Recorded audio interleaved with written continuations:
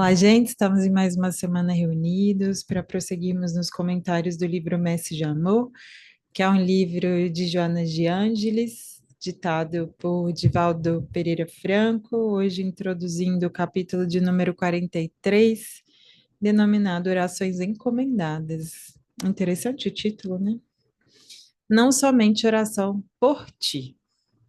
A prece não pode ser convertida em dráguea de fácil deglutição, que a enfermagem dos amigos coloca ao alcance do nosso aparelho digestivo. Olha que interessante, né?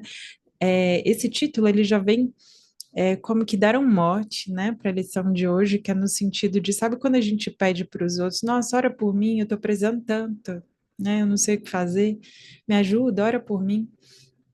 E é interessante essa lição porque ela fala assim, olha, não somente pedir oração por mim, né? Que eu não converto, e é bonito esse segundo parágrafo, que é como dizer assim: olha, que eu não converta essa oração dos outros em uma pílula que eu tomo para melhorar o meu estômago, né? Estou ali com um problema de estômago, os outros oram por mim, é como se fosse um remédio que os outros me dão e que me cura. Né? O que que ela recomenda? Orar é integrar-se. Então, seria uma ação nossa conosco mesmo, né?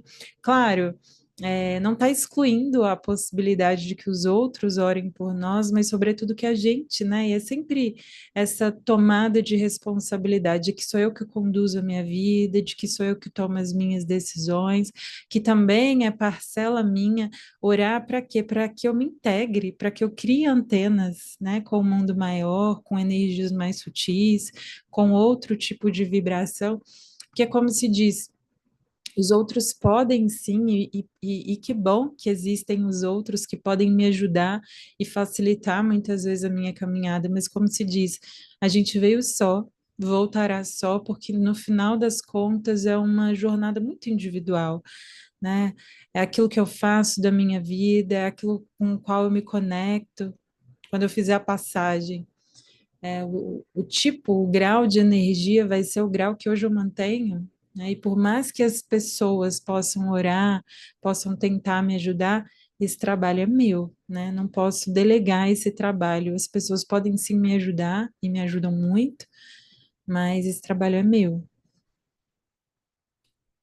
Se não constrói as antenas receptoras para as energias balsâmicas no recesso do ser, a oração dos outros poderá ser comparada à umidade benfazeja sobre crosta árida, onde a porosidade da terra foi vencida. Então, sabe quando ali no início da manhã aquele orvalho molha um pouco a grama, né? Então a gente vai ali passar o pé pela grama, às vezes de pé descalço, e vê que a grama está molhadinha, né?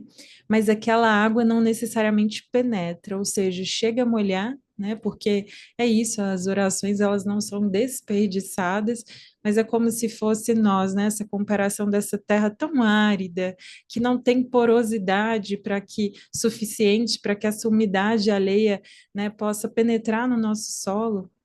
Então, o que que a gente precisa fazer? Criar essas anteninhas, criar essa porosidade do solo, né? E orar é exatamente isso, fazer com que o nosso solo cada vez fique mais poroso, mais receptivo a essas energias nossas, né? Que nós mesmos possamos nos conectar com algo maior e, inclusive, receber melhor as orações que os outros fazem a nosso respeito por nós. As tradições religiosas ensinaram na prece a conjugação do verbo pedir. E eu me lembrei mesmo, né? Há passagens na Bíblia como pedi e obtereis, batei a porta e abri-se-vos-á. Então, se é verdade que existe isso, ou seja, a gente não exclui isso não está excluído, essa interpretação não está incorreta, mas muitas vezes a gente para por aí e ela conclui.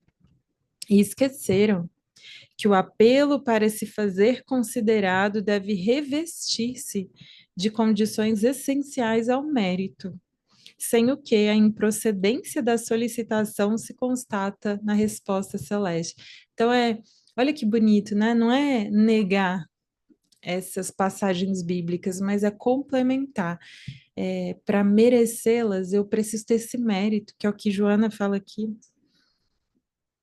e esqueceram de que o apelo para se fazer considerado deve revestir-se de condições essenciais ao mérito. Ou seja, eu mereço de fato isso? Será que isso que eu considero que é um bem para mim é de fato um bem? Ou vai me causar ainda mais males? E aí é o que ela fala, né? A resposta divina ela é condizente com o nosso mérito, e muitas vezes aquilo que a gente pede não é atendido. E por quê? Que não é o momento, porque aquilo não nos faria bem, né?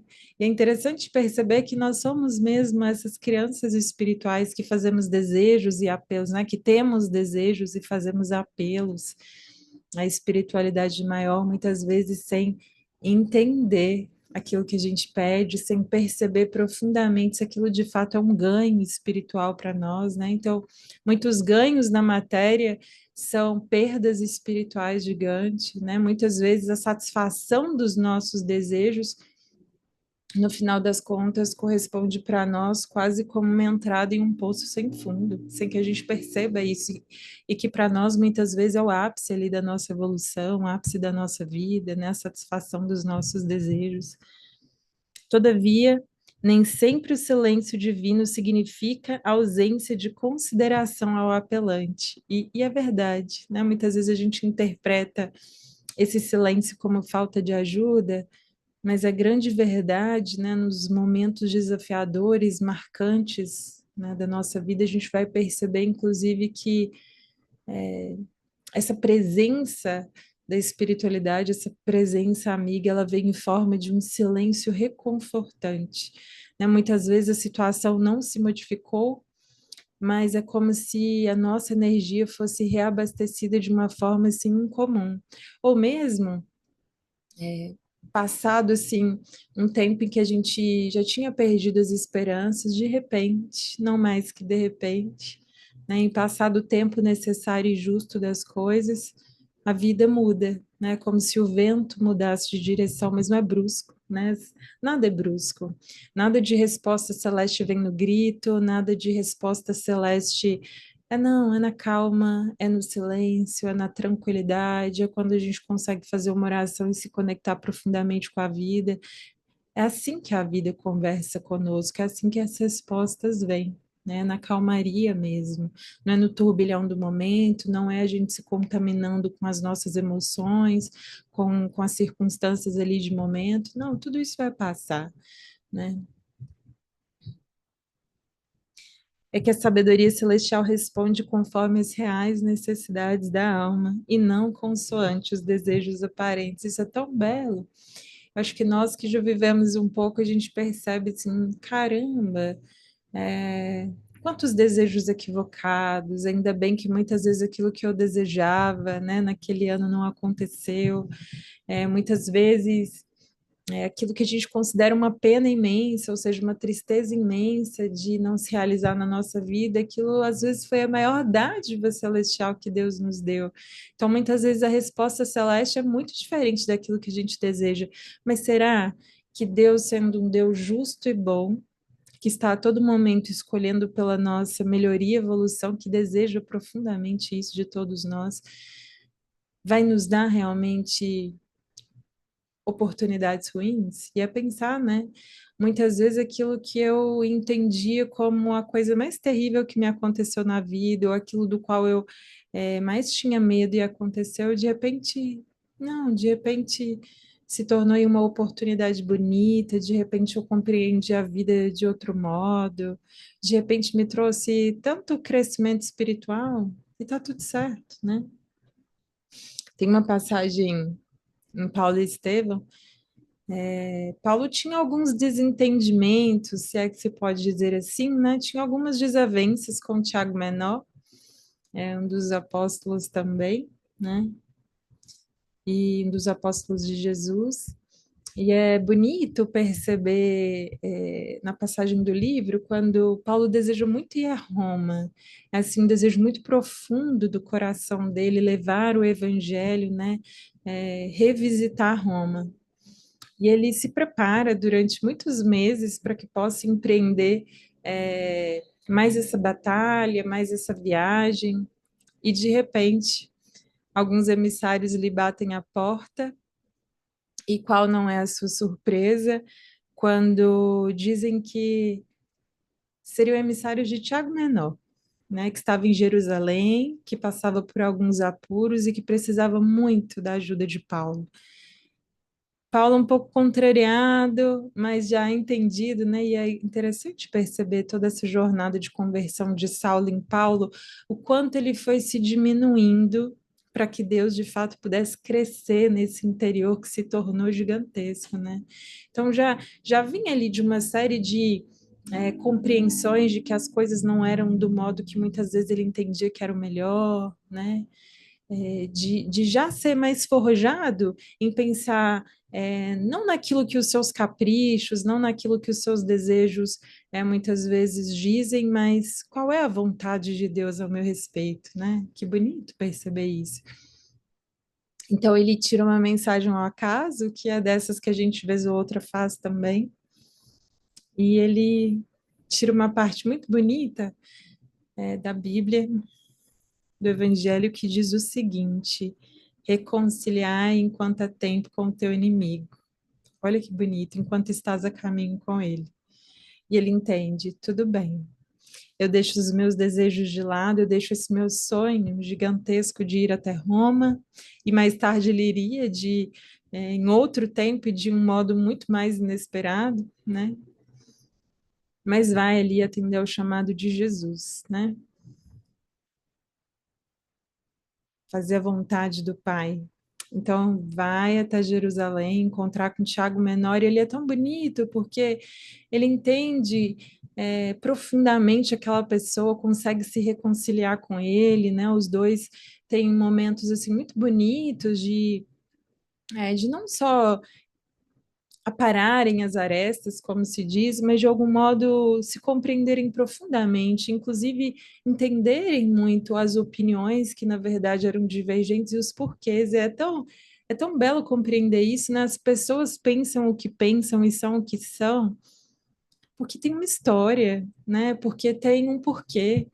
Então, Paulo compreende ali também que, mesmo ele não concordando com muitas ações de Tiago Menor estava também como ele, cumprindo determinações de Jesus, né? Estava em outra frente, um pouco diferente, é, em outra frente de trabalho, mas nem por isso a par, né? Ou seja, separado do mesmo plano celestial. E é tão bonito a gente perceber isso, né? O meu caminho, ele é o meu caminho, eu tenho que seguir o meu caminho, mas como é que eu tenho assim a pretensão de imaginar que o meu caminho serve para todo mundo, que todas as pessoas vão ter que fazer as mesmas escolhas e seguir pelo meu caminho? Não, né? E é isso que ele percebe, olha, até então eu julgava que ele estava errado, mas na verdade ele estava fazendo aquilo que era compatível com a sua missão, diversa da minha. Então a minha também não estava errada, mas ele estava atuando em outra frente. Que bonito, né? Perceber que, independente das frentes de trabalho, a missão é a mesma. Né? O reino de Deus é a construção de um mundo melhor, é a construção de uma pessoa melhor, e a gente analisar e entender profundamente os porquês que as pessoas pensam e fazem o que fazem. Eu achei tão belo isso, né? Que a gente possa extrair essa lição para a nossa vida também. Mas, enfim, ali ele percebe: tudo bem, eu vou para Jerusalém e abro mão do meu desejo de ir para Roma.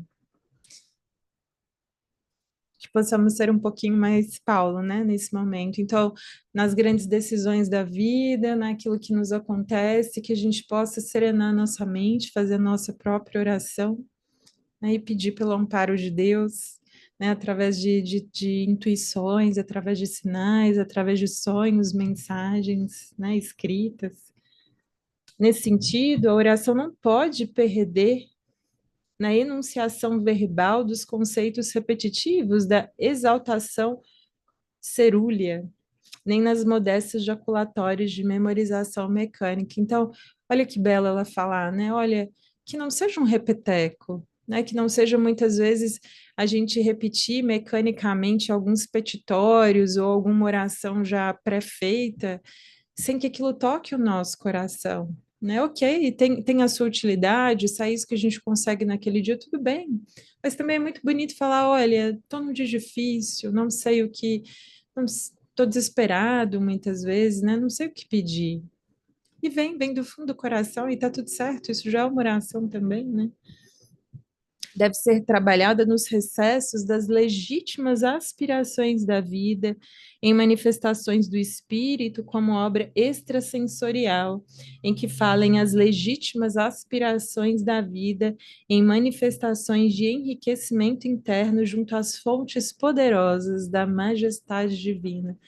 Então, como oras? O que pede, né? Já diria Jesus. Então, que a gente possa, sinceramente, entrar em contato com o nosso coração, com esse manancial, com essa fonte divina inesgotável e gigantesca, pronta a nos reabastecer, e que o nosso pedido seja crescimento interior, que eu me transforme em alguém melhor, que a minha vida seja convertida de algum modo em mensagem divina, né? E que cada vez mais seja feita a tua e não a minha vontade, né? A vontade de Deus e não a minha. Não simplifique os problemas atuantes da existência, rogando aos outros que orem por ti. Seria sobrecarregá-los com o pão que te pertence para a hora da alimentação espiritual que há dias. Então, não peça pão alheio, pegue o pão que te pertence, né? A partir da oração que você próprio deve fazer do seu coração. A prece é repasto pessoal. Cada um ora como pode, como sente, como vibra. O pai, entretanto, responde conforme o valor, a necessidade e a honradez da solicitação. Então, de certo que pensa, né? Será que isso é melhor para você mesmo? Será que se eu te der exatamente aquilo que você diz que necessita, vai ser melhor para você? Você realmente necessita disso, não é? E quando alguém na condição de Cirineu, de estender os braços em tua direção, como mensageiro celeste, conduzindo a sublime resposta, não te acredites, possuidor de merecimento que sabes não dispor. Né? Então, o Cirineu que carrega ali, ajuda a carregar a cruz de Jesus, né? Quando vier alguém em nosso auxílio, querendo nos ajudar no nosso caminho a carregar a nossa cruz, que que a gente não se entenda merecedor disso, né? Mas que entenda essa profunda misericórdia divina que reside mesmo na vida, em todas as situações, mas recorda a misericórdia de acréscimo do Pai. Então, se é verdade que há a lei de ação e reação, né? Essa lei do plantio e da colheita, também é a isso dessa misericórdia divina inesgotável que está sempre à nossa disposição. E no caminho, quando alguém te suplicar piedade e compaixão, faze com ele como o céu fez contigo. Então, tantas pessoas, né, que nos fazem orações para nós, para uma vida melhor, mais digna, tanta gente que nos ajuda frequentemente, tantas pessoas que têm compaixão das nossas próprias imperfeições, né? Então, como ele diz ali, quando alguém te pedir essa compaixão que já te deram em outro momento, que a gente também possa concordar e também possa ceder a isso, né? Que a gente possa se reconciliar, como diz ali, com os nossos inimigos, enquanto a gente também está a caminho, e continua orando com o sentimento, transformando os próprios atos em suave melodia de prece. Então, imagina, daqui a pouco essa nossa vontade vai ser tão grande de fazer a vontade de Deus a nosso respeito, aquilo que a vida espera de nós, como ser humano grandioso que todos nós temos em germe, em latência dentro de nós. Quando a gente se aproximar, né, cada vez que a gente se aproxima dessa nossa essência divina, bonita, é como se os nossos atos fossem uma melodia de prece também, porque a gente está correspondendo àquilo que a vida deseja de nós, aquilo que o Pai Celestial olha já por nós e diz: vai lá, você consegue, né? Então, muito obrigada pela escuta de hoje, que possa ter sido alento, que possa ter sido resposta. E muito obrigada por mais essa semana juntos. Até logo, gente.